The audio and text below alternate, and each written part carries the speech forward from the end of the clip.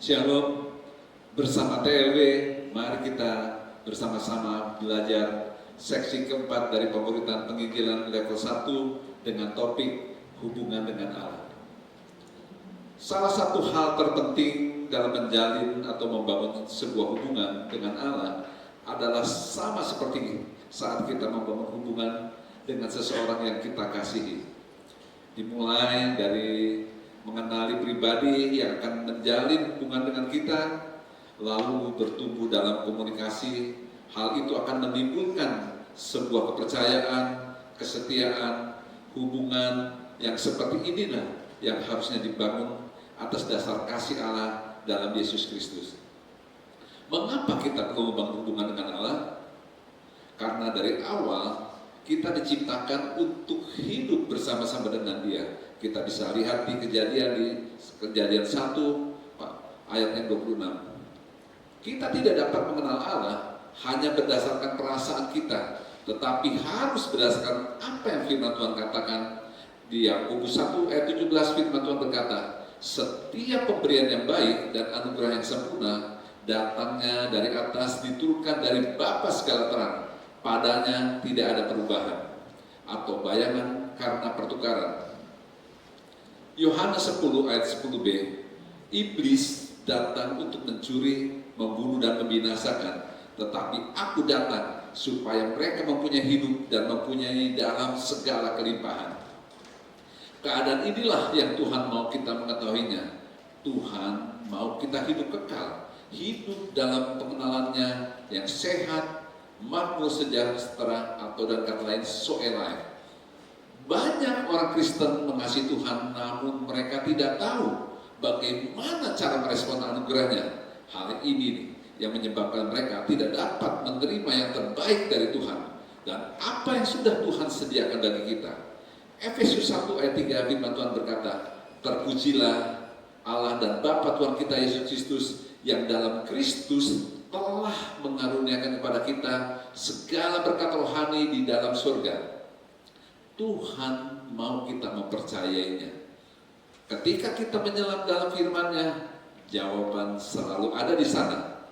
Kita perlu mengenali sifat dan karakter dasar dari Allah. Supaya apa? Agar kita memiliki hubungan yang sehat dengan Dia. Semakin kita mengenal Tuhan, semakin juga kita akan mengasihi Dia. Pengenalan yang dalam membawa kasih yang tulus. Jika kita tidak mengenali karakter dan sifat Allah, hal itu menjadi salah satu alasan mengapa banyak orang tidak punya hubungan yang positif dengan Dia. Hal ini juga lah yang terjadi di Taman Eden. Pada waktu Adam dan Hawa dicobai oleh ular, mereka masuk dalam cobaan tersebut. Dan akhirnya mereka memilih untuk tidak mematuhi Allah. Oleh karena pilihan inilah, maka seluruh umat manusia jatuh dalam dosa. Hal tersebut dikarenakan apa? Karena mereka tidak memiliki pengertian yang benar mengenai Allah. Itu merupakan bagian dari cobaan itu tersendiri. Kita lihat di Kejadian 3 ayat 1-5. Firman Tuhan berkata, kisah ini sudah sangat dikenal oleh sebagian besar orang. Adapun ular ialah binatang yang paling cerdik dari segala binatang di darat yang dijadikan oleh Tuhan. Ular itu berkata kepada perempuan itu, tentulah Allah berfirman, semua pohon dalam taman ini jangan kamu makan buahnya, bukan? Lalu salah perempuan itu kepada ular itu, buah pohon-pohonan di dalam taman ini boleh kami makan, tetapi tentang buah pohon yang ada di tengah taman, Allah berfirman, janganlah kamu makan ataupun raba buah itu, nanti kamu mati. Tetapi ular itu berkata kepada perempuan itu, sekali-kali kamu tidak akan mati. Allah akan mengetahuinya bahwa pada waktu kamu mau makannya, matamu akan terbuka dan kamu akan menjadi seperti Allah, tahu tentang yang baik dan yang jahat.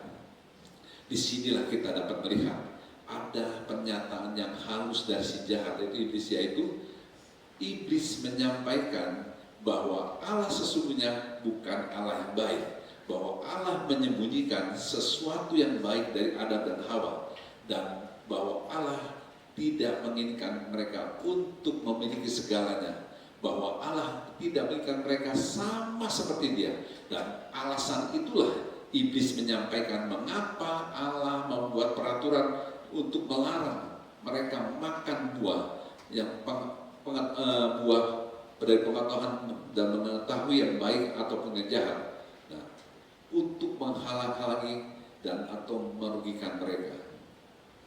Dengan kata lain, iblis sedang menyerang sifat dan karakter Allah yang sesungguhnya. Iblis menjelekkan Allah dengan berkata bahwa ia tidak ingin memberikan yang terbaik kepada mereka, yaitu kepada Adam dan Hawa. Hal ini juga sama sedang yang dialami oleh manusia saat-saat ini.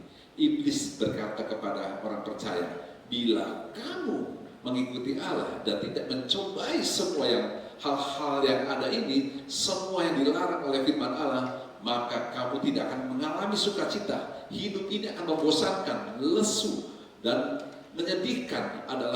Yang menyedihkan adalah orang percaya terperangkap oleh tipu daya iblis. Mereka mencobai semua yang iblis tawarkan, seperti narkoba, alkohol, seks bebas, membajakan diri. Keadaan tersebut menyebabkan orang percaya tidak menjadi puas, lalu mereka memberontak dan mereka mengikuti tipuan iblis tersebut.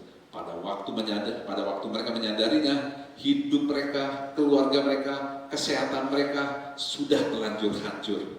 Keadaan inilah yang sering disalahgambarkan oleh banyak orang, bahkan oleh beberapa gereja.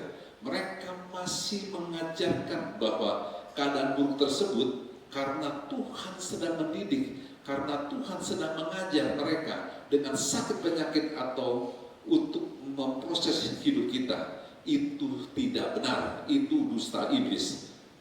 Karena itu kita harus tahu bahwa sakit penyakit tidak datang atau tidak diberikan oleh Tuhan, karena Allah tidak pernah mencobai siapapun dan tidak dapat dicobai oleh si jahat.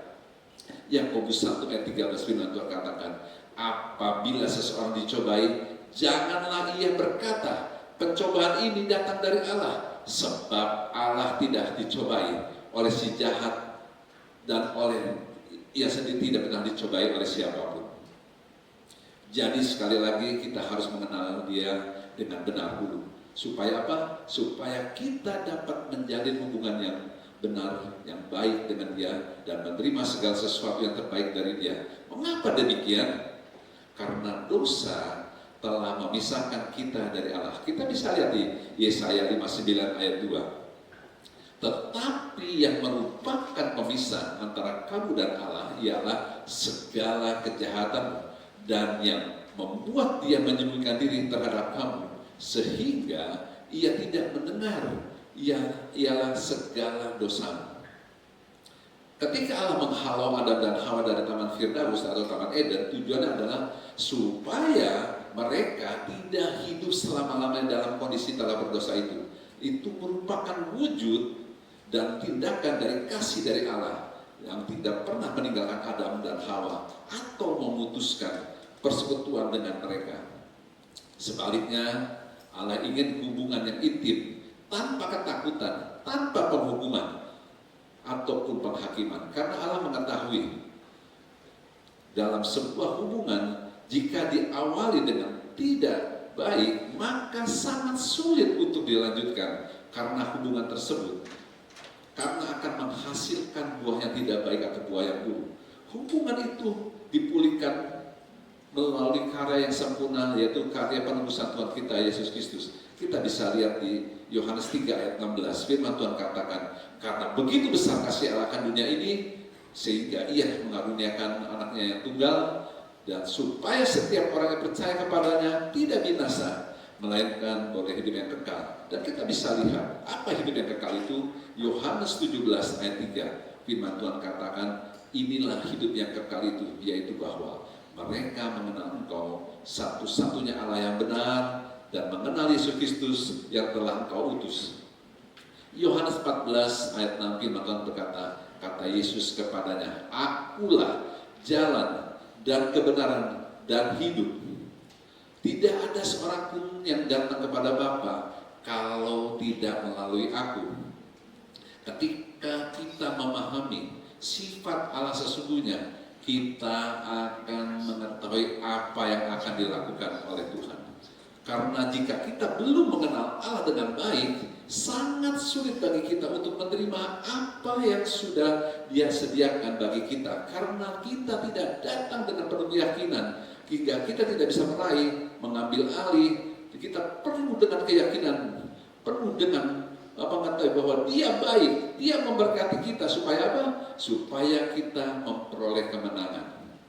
Tanpa mengenal sifat dan karakternya, sekali lagi sangat sulit bagi kita untuk mengandalkan Dia. Jadi yang benar adalah bahwa Allah adalah Allah yang baik, dan Dia hanya memiliki kehendak yang baik bagi kita. Allah memberikan hukum-hukum dalam perjanjian lama tidak dengan tujuan untuk berkata apa? Aku tidak akan bisa menerima atau mengasihi dirimu bila engkau tidak melakukan semua hukum-hukum ini. Nah, itu bukan sifat maupun karakter Allah yang sesungguhnya. Yang benar adalah Ia memberikan hukum-hukum tersebut agar manusia dapat memiliki kesadaran yang lebih baik, lebih tajam mengenai apa yang benar, apa yang salah, dan untuk membawa kita kepada mana? Ke titik kesadaran di mana kita membutuhkan seorang juru selamat. Sekarang kita mengerti mengapa Tuhan Yesus datang ke dunia ini. Apa tujuannya? Yaitu untuk kita dapat membangun hubungan dengan Dia, dengan Allah. Tanpa membangun hubungan yang benar dengan Allah, maka manusia tidak dapat mengerti sifat Allah yang sesungguhnya. Sehingga manusia kalau tidak mengenal sesungguhnya, manusia tidak dapat mempercayainya. Manusia tidak dapat menyerahkan hidupnya. Manusia tidak dapat menyerahkan hatinya.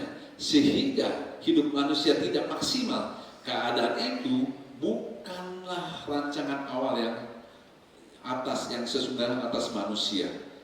Tanpa mengenal sifat dan karakter yang sesungguhnya, sulit bagi kita untuk mengandalkan Dia. Apa yang selalu ada di dalam hati Allah? Yaitu Allah ingin untuk melakukan rekonsiliasi antara dirinya dengan manusia, dan bukan menghakiminya, bukan memperhitungkan dosa mereka, dan bukan juga untuk menuntut balasan atas perbuatan dosa mereka. Itulah yang merupakan hati Allah yang sesungguhnya bagi manusia. Dan itu juga merupakan hatinya juga bagi kita hari ini. Kita perlu memahami hati Allah yang sesungguhnya, bahwa Allah adalah kasih. Kita bisa lihat 1 Yohanes 4 ayat 8. Dia selalu ingin menyingkirkan dosa kita dan segala sesuatu yang memisahkan kita dari dirinya. Dan kita harus tahu, Ia telah melakukan semuanya itu melalui Yesus. Dia sedang menawarkan kepada kita untuk masuk ke dalam satu yang namanya hubungan pada hari ini. Tidak didasari pada apa yang bisa kita lakukan, tetapi berdasar pada iman kita dan butuh yang namanya pengakuan kita bahwa Yesus telah menanggung dosa-dosa kita. Dengan demikian kita dapat membangun satu hubungan dengan Allah sampai hari ini. Walaupun kita telah melakukan banyak kegagalan dalam hidup kita, karena Ia yang minta dari diri kita adalah apa? Untuk kita menaruh iman kita pada Tuhan Yesus. Saat kita menerima Dia sebagai Tuhan dan Juru Selamat, kita menghasilkan buah, karena roh kita menjadi satu dengan roh Kristus. Kita memiliki sifat dasar di dalam Kristus berupa buah yang mudah dihasilkan. Kita bisa lihat di Yohanes 7 ayat 38, firman Tuhan berkata, barang siapa percaya padaku seperti yang dikatakan oleh kitab suci, dalam hatinya akan mengalir aliran air hidup. Hati kita adalah faktor yang terpenting dalam kita dapat mencapai tujuan untuk jangan memiliki hati yang tidak peka terhadap apa yang dari Allah, karena Dia ingin apa? Menuntun kita untuk mencapai destinasi kita. Nah, aliran hidup ini mengacu pada karya Roh Kudus, dan efek yang Roh Kudus hasilkan adalah dalam hidup kita orang percaya, seperti kita bisa lihat di Galatia 5 ayat 22-23. Firman Tuhan berkata, tetapi buah roh ialah kasih, sukacita, damai sejahtera, kesejahteraan, kesabaran, kemurahan, kebaikan, kesetiaan, kelemah lembutan, dan penguasaan diri. Tidak ada hukum-hukum yang menentang hal itu. Kualitas ini seharusnya mengalir keluar dari diri kita seperti sebuah sumur yang tidak perlu dipompa. Mereka mengalir keluar dengan sendirinya. Ketika kita menyatakan pikiran kita dengan firman Tuhan, jadi kita mengenal sifat dan karakter Allah. Selain kita bisa mengandalkan Dia, kita juga bisa bersandar penuh dan tinggal di dalam Dia. Mengetahui kebenaran ini menjadi satu kelegaan bagi kita yang ingin mengenal baik bagaimana sifat dan karakter yang sesungguhnya, kemampuannya, sehingga kita bisa melakukan adalah berusaha masuk ke dalam pengertiannya. Demikian firman Tuhan. Tuhan Yesus memberkati.